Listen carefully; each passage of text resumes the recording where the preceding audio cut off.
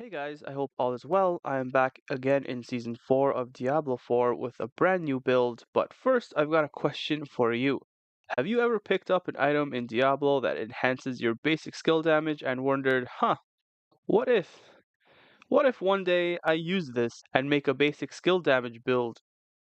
Nah, but maybe one day, if I'm bored. Well, my friend, wonder no longer because today I have here for you just such a build, featuring Heartseeker on the Rogue. The build also features about 75% crit strike chance, nearly 1500% increased crit damage, and permanent shadow clone uptime. Yes, you heard that right, this build is able to have 100% uptime on the ultimate ability, which is absolutely awesome. Plus, you also have the added bonus of never missing a shot because you're playing Deadshot. Before I jump into the video, please like, comment, subscribe, and leave some feedback. So the way it works is I play this build just as it's titled, which is like Deadshot.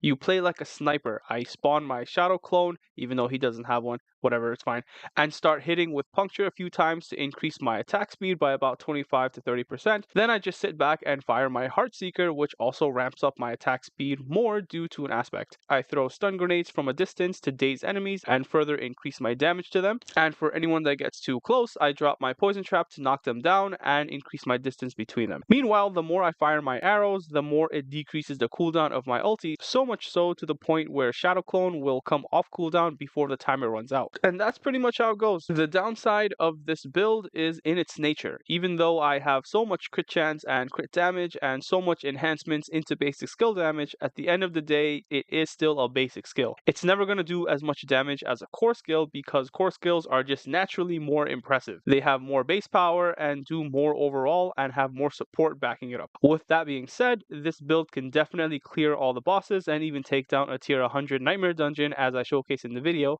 but will definitely struggle in the tormented boss territory and against Uber Lilith. I also haven't tried putting too much attention to the pit, but it can definitely do at least level 40 as I showcase as well. Alrighty, so let's move on to our gear aspects and jewels. For my helm, I've got Umbrus to generate free dark shrouds to give me crit chance, movement speed, and damage reduction. I've also got life, res, and cooldown reduction tempered with armor and chance to freeze. And I've embedded it with a ruby for increased max life. For my chest, I've got disobedience to help me reach the armor cap, and I've got life, res, +3 to Dark Shroud to further boost the damage reduction, which is very important, and it's tempered with more life and chance to freeze. And I've embedded it with rubies to increase my max life. For my legs, I've got Aspect of Might for further damage reduction, and I've got life, res, +3 to Heartseeker, which is very important because it's literally the entire build, and it's tempered with more res and chance to stun. And I've embedded it with more rubies for increased max life. And on my boots, I go Explosive Verve because this allows my smoke grenade to be treated as a trap skill, and I can just throw it at enemies and they take extra damage from me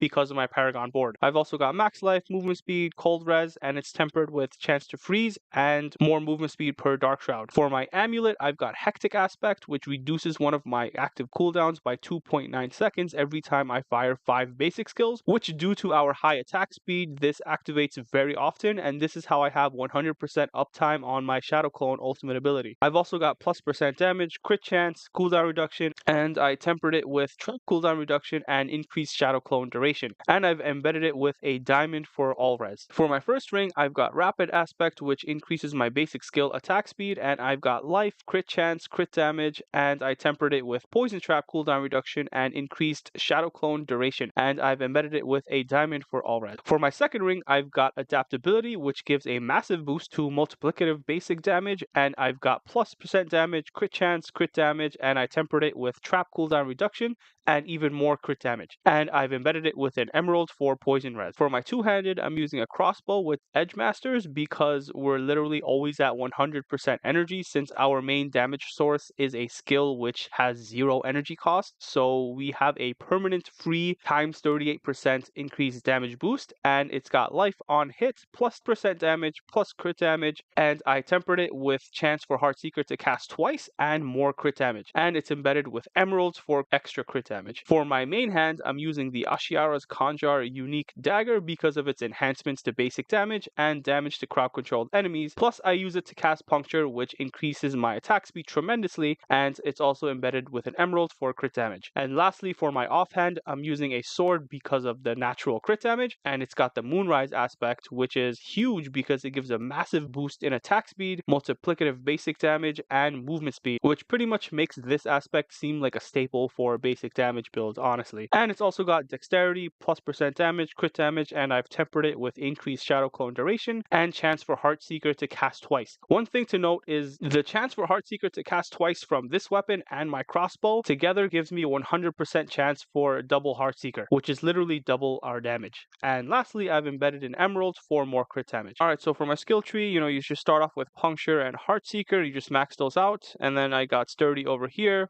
I only come here to pick up the dash, the weapon mastery, the rugged for the survivability, and then you got concussive, 1 point into trick attacks, and rapid gambit.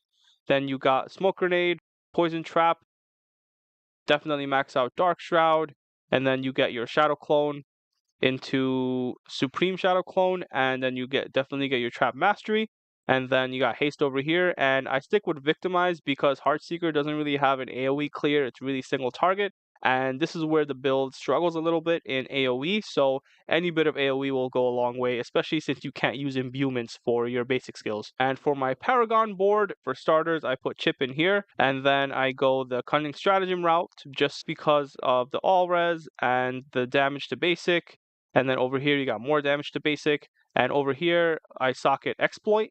And then I go the Exploit Weakness board because this is prime for the combat glyph because of the huge increased critical strike damage.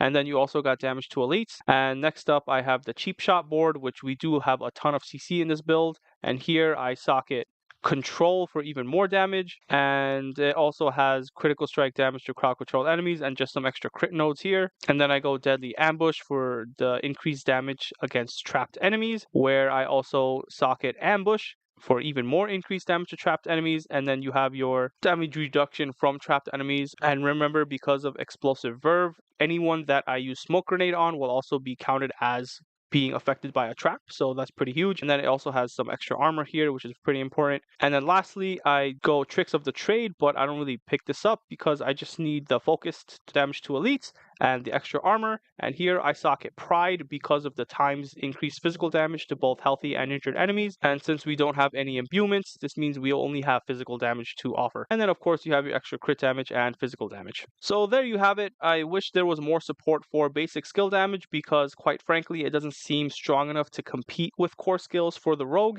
Maybe Rain of Arrows will be much better than Shadow Clone, but I'm honestly not too sure because if you go Rain of Arrows, then you kind of need a spec into imbuements on the tree to make proper use of the unique amulet that enhances Rain of Arrows called, I think, Word of Hakan, which you should be using in a Rain of Arrows build since it gives plus to Rain of Arrows. And at that point, it just becomes a whole separate build concept that may or may not be worth looking into. I myself am going to call it here for now with the basic skill builds because it was honestly a bit of a struggle to put this build together since it was kind of lacking compared to using core abilities. If anyone has any idea on how to make this build significantly stronger, please do share it with me so that I may look into it and perhaps even make another video. I know Arrow Storm is definitely a possibility that I've tried, but it just doesn't seem as strong as the other aspects to me in the end game. But I think it's definitely worth leveling with Arrow Storm or leveling with a core ability if you really want to. I will leave you guys with an Uber Andariel kill where I get incredibly lucky and drop a Tyrael's Might. And as always, thank you guys so much for watching, and I'll see you next time.